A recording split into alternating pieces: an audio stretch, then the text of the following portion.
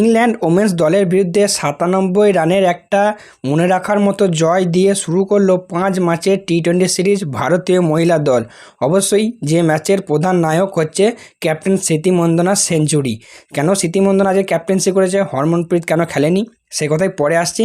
তবে আজকে যে স্মৃতি মন্দনা সেঞ্চুরিটা করলো সেটা টি20তে তার প্রথম সেঞ্চুরি টি20 ইন্টারন্যাশনালের হিস্টোরিতে, এবং তার সঙ্গে সঙ্গে সে আজকে প্রচুর কিছু রেকর্ড করেছে। তো সেই সব কিছু নিয়েই এই ভিডিওতে আলোচনা হবে। ভিডিওটা অবশ্যই তোমরা শেষ পর্যন্ত দেখবে। আর এরকমই cricket related news, update, analysis ভিডিওর জন্য চ্যানেলটিকে সাবস্ক্রাইব করে নিও।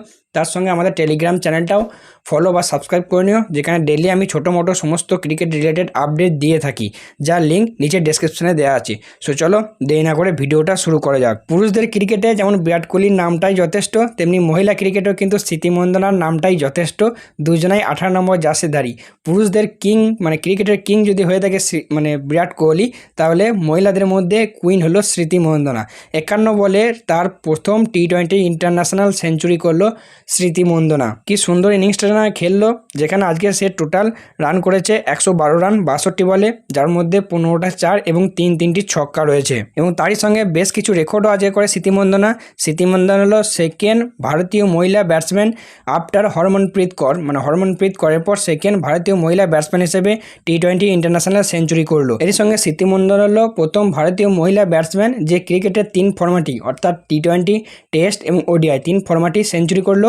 এবং ওভারঅল যদি পুরুষ এবং মহিলাদের মিলিয়ে দেখি, তাহলে 6 ভারতীয় ব্যাটসম্যান যে কিন্তু এই কৃতিত্বটা অর্জন করেছে। এর সঙ্গে স্মৃতি মন্দনা এবং শেফালি ভার্মা মিলিয়ে টি20তে 20 বার 50+ পার্টনারশিপ করলো। 20 বার নয়, 21 বার 50+ পার্টনারশিপ করলো, যেটা ইন্টারন্যাশনাল ক্রিকেটের ইতিহাসে এনি উইকেট পার্টনারশিপ যে কোনো উইকেট পার্টনারশিপদের মধ্যে সবথেকে বেশিবার 50+ পার্টনারশিপ করলো। এরপরে 2 নম্বরে আছে এলিসা হিলি এবং বেথ মুনি, যারা কিন্তু 20 বার 50+ পার্টনারশিপ করেছে। এবং সেই রেকর্ডটি টপকে দিল স্মৃতি মন্দনা এবং শেফালি ভার্মা মিলে। যদিও শেফালি ভার্মা ভারতীয় দলে আজকে কামব্যাক করলো, তো আজকে কামব্যাকটা তার খুব একটা ভালো ছিল না, মাত্র 22 বলে 20 রানই করতে পেরেছে।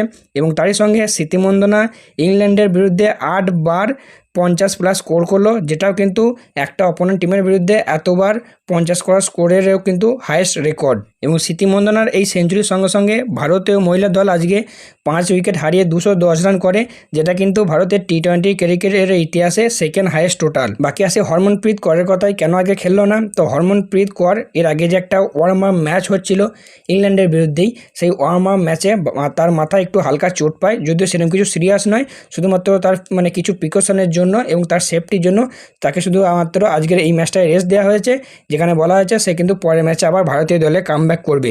আর বাকি ভারতীয় ব্যাটসম্যানদের যদি কথা বলি, সেক্ষেত্রে শেফালি ভার্মা তো বললাম আগে খুব একটা কিছু করতে পারেনি। স্মৃতি মন্দনা 112 রান করেছে 62 বলে, অসাধারণ ইনিংস। তার সঙ্গে 3 নম্বরে হরলেন দিওলে ছিল, যে কিন্তু ভালো ইনিংস খেলেছে, স্মৃতি মন্দনাকে ভালো সঙ্গ দিয়েছে 23 বলে 43 রান। এবং 4 নম্বরে এসেছিল রিচা ঘোষ, সেও কিন্তু 6 বলে 12 রানই করতে পেরেছে, খুব একটা বেশি রান করতে পারে নাই।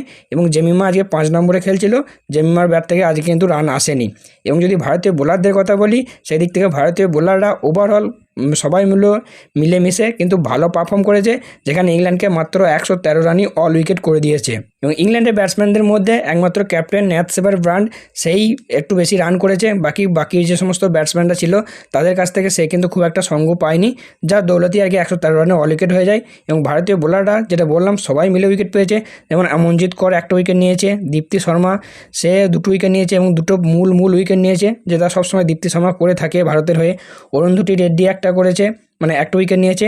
রাধা যাদব সেও 2টো উইকেট নিয়েছে। আর আজকে একমাত্র উইকেট পায়নি স্নেহা রানা, সে কিন্তু আজকে উইকেট পেতে ব্যর্থ হয়েছে। আর সবথেকে বেশি যে উইকেট পেয়েছে আজকে ভারতীয় বোলারদের মধ্যে ডেবিউট্যান্ট চরণ যাই হোক, আমি নামটা হয়তো একটু ভুল উচ্চারণ করলাম, যার নাম হচ্ছে চরণ যাই হোক, সে আজকে 4 উইকেট নিয়েছে, যে কিন্তু আজকে ভারতের হয়ে ডেবিউ করেছে।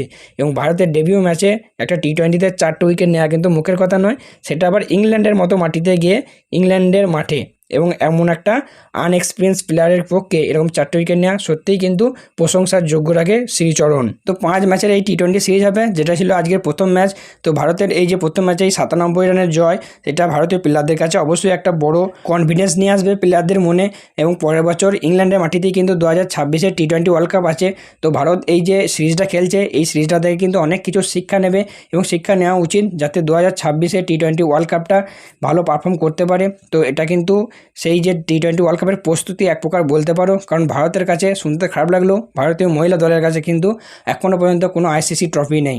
তো অবশ্যই চেষ্টা করবে এই সিরিজ মানে 2026 যাতে টি-20 ওয়ার্ল্ড কাপটা জিততে পারে, এবং সেখানে কিন্তু এই সিরিজটা মানে সেই ওয়ার্ল্ড কাপের জন্য এই সিরিজটার জন্য খুবই কিন্তু মূল্যবান হবে ভারতীয় টিমের কাছে। বাকি পরের ম্যাচে তো হরমনপ্রীত খেলছে মানে ফিরে আসছে ভারতীয় টিমে, তার ফলে ভারতের ব্যাটিং ইউনিট কিন্তু আরও স্ট্রং হবে। আশা করবো এই সিরিজটা ভারত খুব ভালোভাবে জিতবে, এবং প্রত্যেকটা ব্যাটসম্যান প্রত্যেকটা বোলার আজকে যেমন সবাই নিজের মতো করে কন্ট্রিবিউট করতে পারবে, তাহলেই কিন্তু এই সিরিজ জেতা ভারতের পক্ষে সম্ভব, এবং কোনো চাপ হবে না সিরিজ জিততে।